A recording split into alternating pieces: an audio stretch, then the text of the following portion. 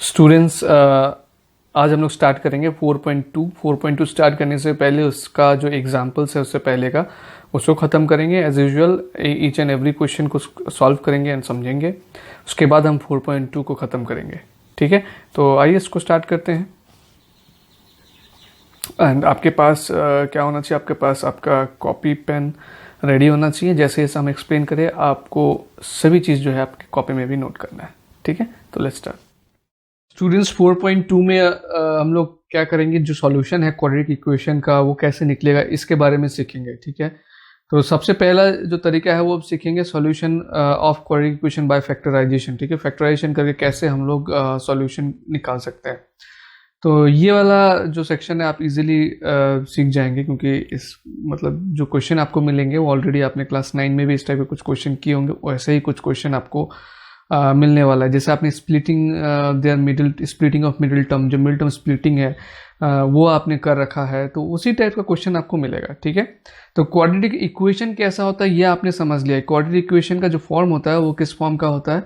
ax² plus bx plus c equal to 0। ये किसी भी क्वाड्रेटिक इक्वेशन का फॉर्म है, राइट। एंड सिर्फ इतने पोर्शन को हम क्या बोलते हैं? Quadratic polynomial.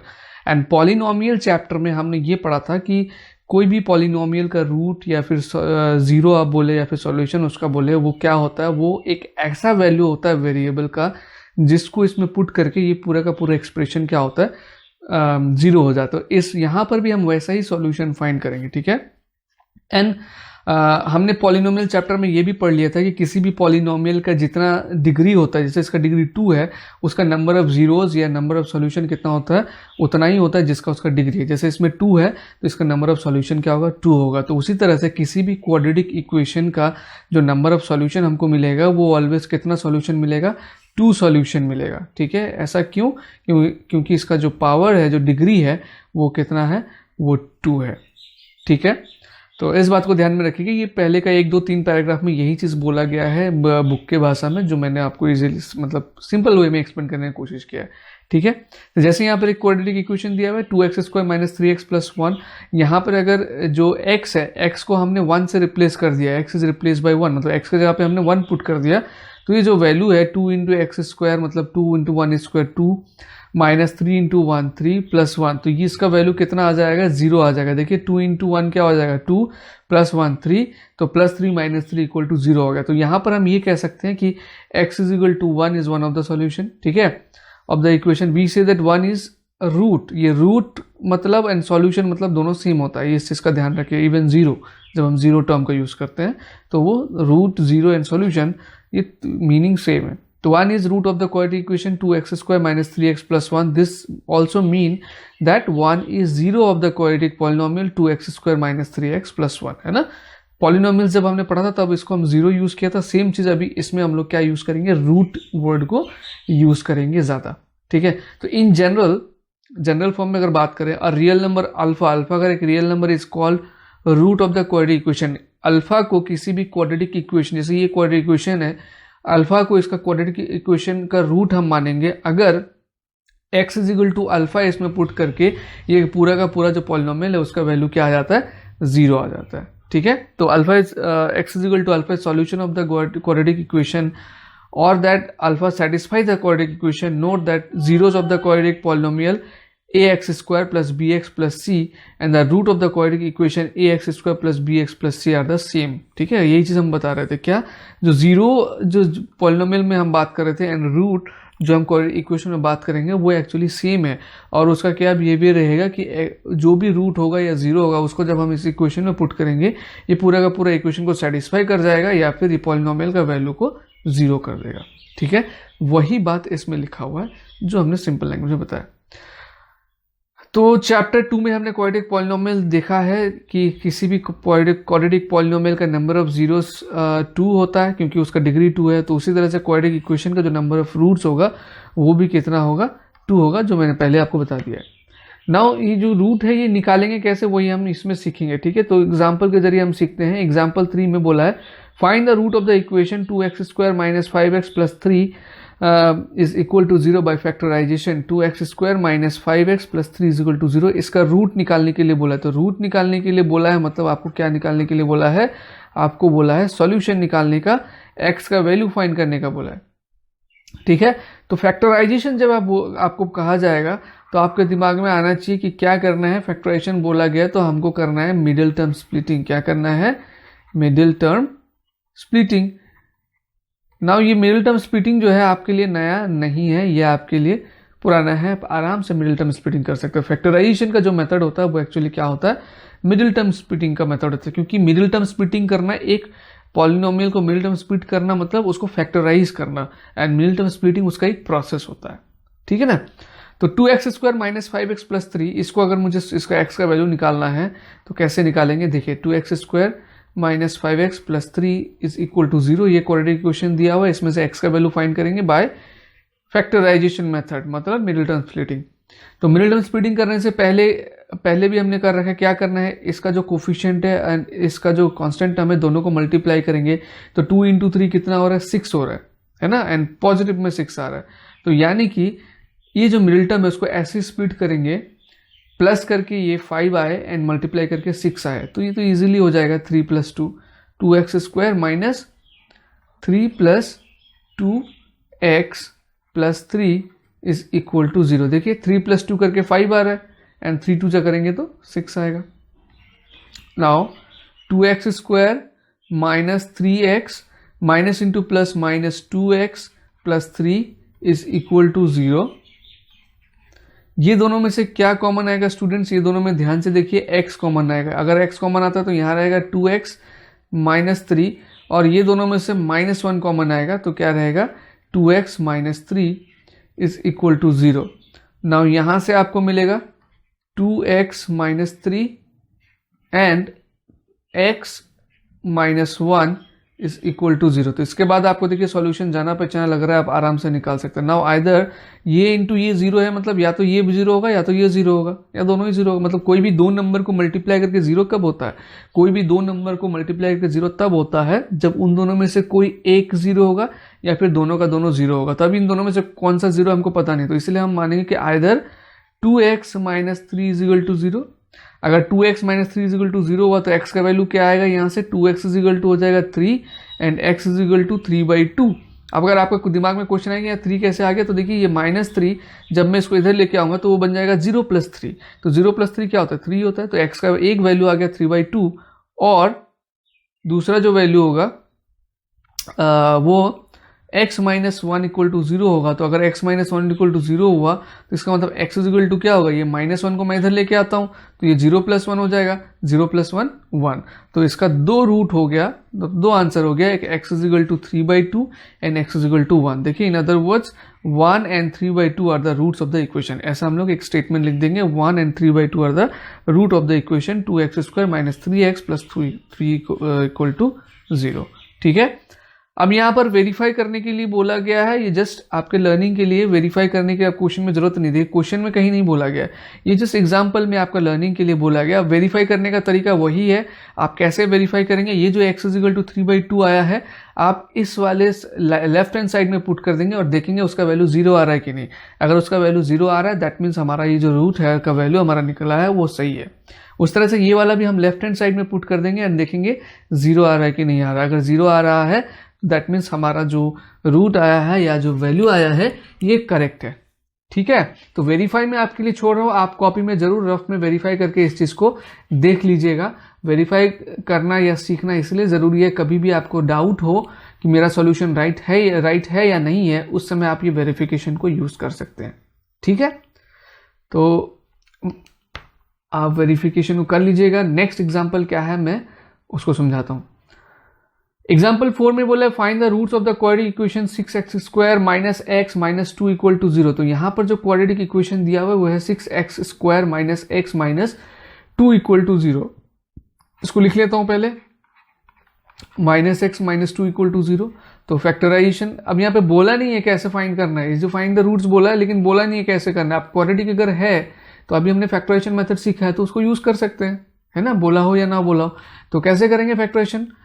इसका कोफिशिएंट के ये मल्टीप्लाई करें तो 6 × -2 कितना आएगा? -12। तो ये जो साइन माइनस आया ये हमको क्या बताएगा? जो मिडिल टर्म का स्प्लिटिंग करेंगे हम माइनस करके करेंगे, एंड 12 का हम एलसीएम कर लेते हैं। तो यहाँ से जो नंबर मिलेगा उसका कॉम्बिनेशन से ही हम स्प्लिटिंग करेंगे। ठीक है। 2 6 जा 12, 2 3 जा 6 एंड 3 1 जा 3। तो माइनस करके हमको कितना लाना है यहाँ पे, देखिए करना माइनस है एंड स्प्लिट करके 1 लाना है। एक्स का कोफिशिएंट जो है वो होता है, तो यहाँ पर कोफिशिएंट कुछ नहीं है, मतलब इसके आगे क्या है 1 है, यानी कि यहाँ से दो नंबर का हम कॉम्बिनेशन बनाएंगे जो माइनस करके क्या आता हो 1 आता हो और मल्टीप्लाई करके क्या आना चाहिए 12। तो देखिए 2 2 जा 4, 4 अगर 4 माइनस 3 करेंगे तो 1 आ जाएगा एंड 4 3 जा 12 भी आता है। तो हमको मिल गया स्प्लिटिंग 6x स्क्वायर माइनस ये हो जाएगा 4 minus 3x minus 2 is equal to 0। अब देखिए 6x square minus 4x minus into minus plus 3 into x 3x minus 2 is equal to 0 है ना। यहां से क्या कॉमन आ जाएगा स्टूडेंट, 2x कॉमन आ जाएगा यहाँ से। अगर 2x कॉमन आप लेते हैं तो देखिए यहाँ रह जाएगा 3 और x स्क्वायर का x चला गया तो एक x रह जाएगा। अब देखिए 2 3 6 x इंटू एक्स स्क्वायर यानी कि ये राइट है। माइनस अब ये 4x में से 2x चला गया तो यहाँ सिर्फ 2 रहेगा। इधर में से +1 आप कॉमन ले सकते हैं, +1 कॉमन लेने से यहाँ पे रहेगा 3x minus 2 is equal to 0। ये अगर हम करेक्टली निकाल लेते हैं उसके बाद नेक्स्ट वाला निकालना ईजी रहता है क्योंकि सेम ही रहता है जनरली, तो पता चल जाता है कि क्या कॉमन लेना है। तो ये अगर आपने गलत ले लिया तो दिक्कत हो जाएगा। नाउ 3x माइनस 2 दोनों में सेम है तो इस 3x माइनस 2 को हमने कॉमन ले लिया आगे। यहाँ पे क्या रह जाएगा 2x और यहाँ पे क्या रह जाएगा +1 इज इक्वल टू क्या बन रहा है 0 बन रहा है। तो ये सिचुएशन आ गया। फिर यहाँ से हमको क्या मिलेगा, either 3x minus 2 equal to 0। अगर 3x माइनस 2 इक्वल टू 0 होगा तो क्या आएगा answer 3x is equal to 2 and x is equal to 2/3। फिर से वही ये -2 इधर जब लेके आऊंगा मैं क्या बनेगा 0 + 2 बनेगा, इसलिए ये 2 सिर्फ, ठीक है। तो x इज इक्वल टू 2/3 एक आंसर आ गया। और या तो ये 0 होगा या फिर हम बोलेंगे कि 2x + 1 इक्वल टू 0। अगर 2x + 1 इक्वल टू 0 हुआ तो 2x इज इक्वल टू क्या हो जाएगा +1 को मैं इधर लेके आऊंगा तो वो बन जाएगा -1। 0 -1 -1 है ना। तो x इज इक्वल टू -1/2। तो जो दो रूट हमको मिलना था वो मिला, x is equal to 2/3 and x is equal to -1/2 are the roots. तो ये हमको एक स्टेटमेंट में लिख देना है। तो 2/3 and -1/2 are the roots of the given equation, ठीक है। ये रहा answer. Therefore the root of 6x square minus x minus 2 is equal to 0 are 2/3 and -1/2 जो हमारा आया है, ठीक है। एंड वेरीफाई अगर आपको करना है आप रफ में कीजिएगा, ये आंसर का पार्ट नहीं है, ठीक है। जो वेरिफिकेशन है वो आंसर का पार्ट नहीं है अनटिल एंड अनलेस ये क्वेश्चन में स्पेसिफिकली मेंशन्ड है कि वेरीफाई योर आंसर। वेरीफाई अगर आपको मेंशन्ड है तो आप नीचे के वेरीफाई लिख के दोनों रूट्स को वेरीफाई करेंगे। कैसे वेरीफाई करेंगे, x इज इक्वल टू 2/3 एक बार लेफ्ट हैंड साइड में यहाँ पुट करेंगे, इज इक्वल टू 0 आ जाता है तो राइट है।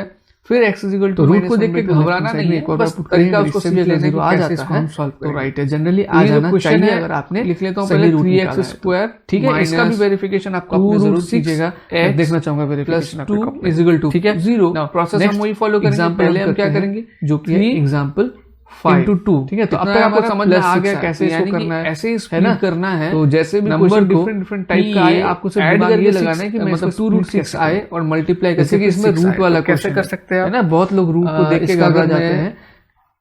ऐड करके 2√6 आना चाहिए एंड मल्टीप्लाई करके 6 आना चाहिए। तो देखिए एलसीएम करके इसका आप नहीं ला पाएंगे क्योंकि थोड़ा सा हट के इसमें सोचना पड़ेगा। देखिए √6 + √6 अगर आप करते हैं तो कितना आएगा, √6 + √6 2√6 आएगा, है ना। तो ये तो हमको मिल गया। एंड फिर √6 × √6 करेंगे तो मल्टीप्लाई करेंगे तो क्या आएगा 6 आएगा। तो यानी कि यहाँ पर जो स्प्लिटिंग हम करेंगे वो कैसे करेंगे, वो करेंगे √6 + √6, ठीक है ना। जो इसलिए मैंने वो थोड़ा सा हटके सोचना पड़ेगा, दिमाग लगाना पड़ेगा। हालांकि प्रोसेस ये है कि हम इसको एलसीएम करके निकाल लेते, लेकिन यहाँ पे रूट आने की वजह से अगर हम ये एलसीएम करके बैठे रहते तो बैठे ही रहते कि हमको पता नहीं चलता कि कैसे करना है, मतलब 2√6 कैसे लाना है स्प्लिट करके, है ना। तो यहाँ पर आसानी से हो गया √6 + √6 2√6 एंड √6 × √6 6 हो गया।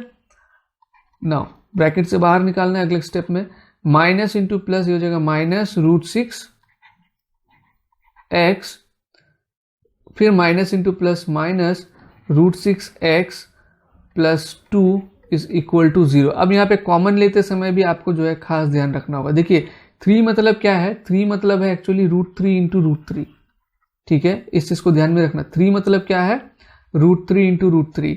उस तरह से √6 मतलब क्या है, √6 मतलब है √2 × √3। तो 3 ये हो गया 3 और ये हो गया 6, तो 3 और 6 में कोई चीज कॉमन आ रहा है, √3 कॉमन आ रहा है कि नहीं। तो यानी कि ये मैं इसलिए दिखा रहा हूं तो आप क्लियरली दिख जाए कि ये दोनों में से हम क्या कॉमन ले सकते हैं। देखिए 3 इजिकल टू √3 इंटू √3, ये आप अग्री करते हैं। एंड √6 इजिकल टू, सॉरी ये √6 है, √6 इजिकल टू √2 इंटू √3। तो √2 इंटू √3, यहाँ पे √3 इंटू √3, तो दोनों में से कॉमन क्या आ जा रहा है, √3 कॉमन आ जा रहा है। क्लियरली आपको विजिबल हो रहा है ये चीज। तो यहां से हम क्या कॉमन लेंगे, √3 एंड x² और x में से x कॉमन आ जाएगा। अब 3 में से √3 ले गए हम, तो यहाँ रह जाएगा √3, x² में से x ले गए बाहर, तो यहाँ रह जाएगा कितना, x। फिर √6 में से √3 तो कॉमन चला गया, क्या बच गया, √2 बच गया है ना, और x तो बाहर चला गया कॉमन, तो ये हो गया हमारा कॉमन निकल गया। ठीक है, अब यहां से ये 2 है, तो 2 को हम लोग क्या लिख सकते हैं, √2 इंटू √2 लिख सकते हैं कि नहीं 2 को, और √6 तो ये रह गया हमारा। तो √6 और 2 में एक्चुअली क्या कॉमन आएगा, आपको मिलेगा √2 कॉमन मिलेगा, है कि नहीं। तो यहां पर आप कॉमन लीजिएगा -√2, तो -√2 कॉमन लेने से √6 में से √2 चला गया, तो बचेगा क्या, √3 बचेगा। √3x प्लस नहीं होगा, यहाँ पे माइनस होगा। क्यों माइनस होगा, क्योंकि हमने यहाँ पे माइनस साइन कॉमन लिया था, प्लस में से माइनस कॉमन लिया तो इधर क्या रहेगा, माइनस रहेगा। अब 2 में से √2 कॉमन चला गया, तो क्या बचा, √2 बचा है ना, इजिकल टू 0। तो देखिए ये वाला पार्ट हमारा एक्चुअल में सेम होना चाहिए, तभी हम इजीली कर पाएंगे। तो ये सेम हो गया, इसको हम कॉमन ले लेंगे, क्या आएगा, √3x माइनस √2, और यहां पर क्या बच गया, √3x माइनस √2, तो दोनों यहाँ पे सेम हुआ, इज इक्वल टू 0। तो either √3x minus √2 is equal to 0, तो यहां से x का वैल्यू निकलेगा, -√2 इधर चले जाएंगे तो 0 प्लस √2 क्या हो जाएगा, √2 हो जाएगा। तो √3x is equal to √2 and x is equal to √2 by √3, ये x का वैल्यू यहां से आ गया। एंड दूसरा जो है, और इसमें भी हम लिखेंगे √3x minus √2 is equal to 0, तो √3x इज इक्वल टू, ये √2 इधर आएगा, 0 प्लस √2, √2 हो जाएगा, x is equal to √2 by √3। तो यहाँ पर दोनों आंसर, दोनों रूट सेम होगा, क्योंकि दोनों जो फैक्टर है, हमने जो फैक्टराइज का जो फैक्टर निकाला वो सेम है। तो x is equal to √2/3, x is equal to √2/3, ये हमारा आंसर है। हम एक स्टेटमेंट में आंसर को भी लिख देंगे। देखिए ये √2/3 आप ऐसे भी दिखा सकते हैं, या फिर जैसे यहाँ पे बुक में दिखाया हुआ है √2/3 एक बार में भी लिख सकते हैं, दोनों ही सेम है। ठीक है, तो समझ में आया आई होप। ये क्वेश्चन थोड़ा सा डिफरेंट था एंड हट के था, मजा आता है इस तरह का क्वेश्चन सॉल्व करने में। और जब आप इस तरह के और क्वेश्चन प्रैक्टिस करेंगे ना, जब देखेंगे कि आपको बहुत इजीली से सॉल्व हो जा रहा है, आपको भी चीज़ों में मजा आता जाएगा। तो आप कोशिश कीजिएगा, जो भी मैं समझाता हूँ, अगर आपके पास एक्स्ट्रा कोई भी बुक हो उसमें से घर में आप प्रैक्टिस करते रहें। ठीक है, तो एग्जाम्पल 5 हो गया। Now let's move on to example 6। तो एग्जाम्पल 6 आपका जो है एक वर्ड प्रॉब्लम है, शायद बोला है find the dimension of the prayer hall discussed in section 4.1। तो पहले मैं आपको सेक्शन 4.1 में क्या था वो दिखा देता हूं, ठीक है, ताकि आप इजीली इसको सॉल्व करें। एक प्रेयर हॉल का बारे में हमने जब चैप्टर 4 स्टार्ट किया था, वहां पर आपको याद होगा एक प्रेयर हॉल का लेंथ एंड ब्रेथ के बारे में हम बात कर रहे थे, है ना। तो चलिए दिखा देता हूं पहले मैं उसको, उसके बाद फिर यहां पर आता हूं।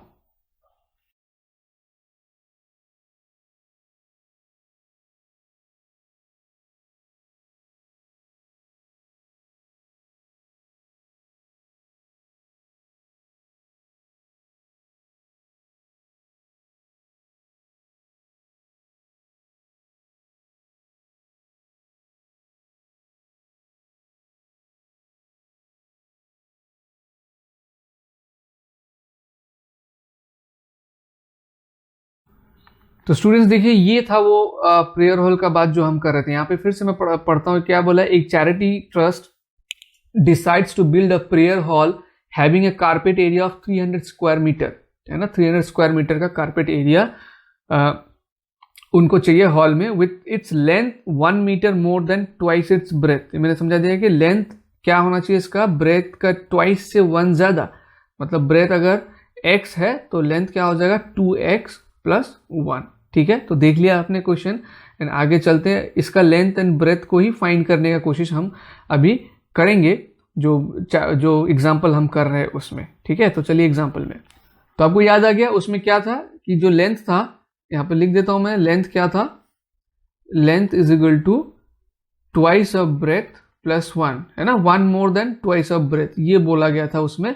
एंड उसका जो कारपेट एरिया था वो कितना था, 300 मीटर स्क्वायर का था, राइट। तो इसमें से हम लोग को क्वाड्रेटिक इक्वेशन पहले बनाना है, फिर इसको सॉल्व करना है। तो हम लोग क्या ले लेंगे, लेट द ब्रेथ,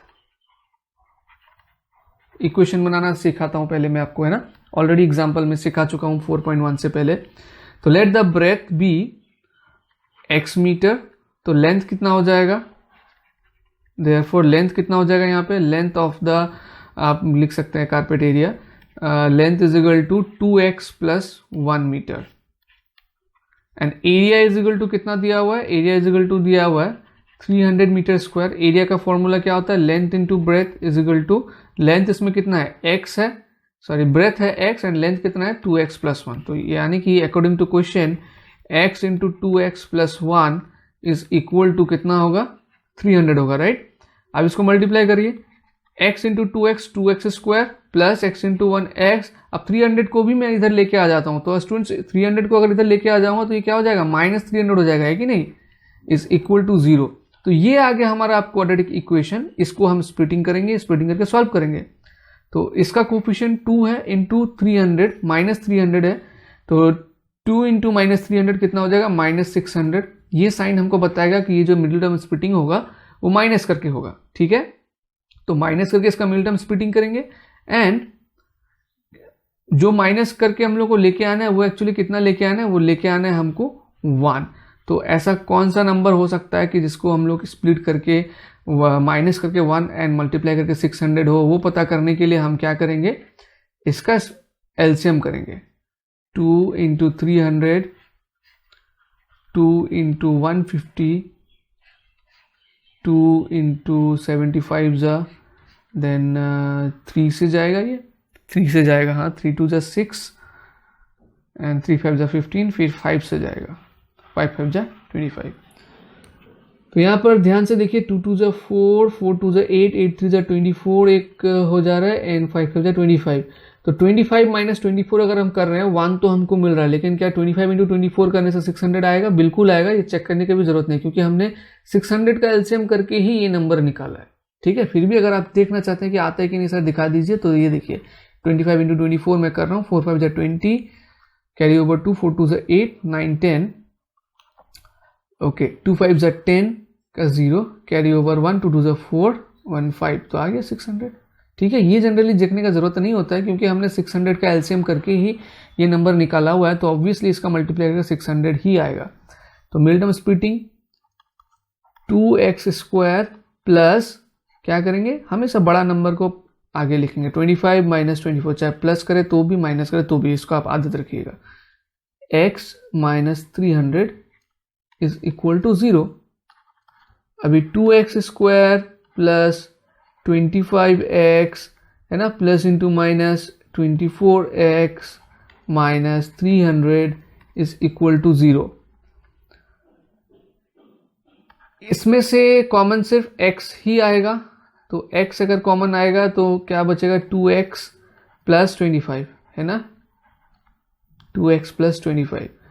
अब इसमें से आप ले सकते हैं कॉमन माइनस 12, ठीक है। तो ये डिसाइड करना बहुत इजी हो जाता है नेक्स्ट टाइम। मैंने क्या बोला, ये अगर आप सही करते हैं तो नेक्स्ट टाइम आपको जब कॉमन इसी के बराबर ही लेके आना होता है। तो यहाँ पर देखिए 24 से 2 बचाना है, तो ऑब्वियसली 12 भी आपको कॉमन लेना होगा, तो ये रह जाएगा 2x प्लस, अब यहाँ पर होगा 25, देखिए आप 12 इंटू 25 करके देखिए पता लग जाएगा, 25 के साथ 12 मल्टीप्लाई करते हैं, 2 5 जा 10 का 0, कैरी ओवर 1, 2 2 जा 4 1 5, 1 5 जा 5, 1 2 जा 2, तो देखिए 5 5 10 का 0, 2 1 3, 300 हो गया ना। तो यानी कि 12 25 जा 300, ठीक है, इज इक्वल टू 0। उसके बाद मैं यहाँ पे कर रहा हूँ क्योंकि यहाँ पे जगह है।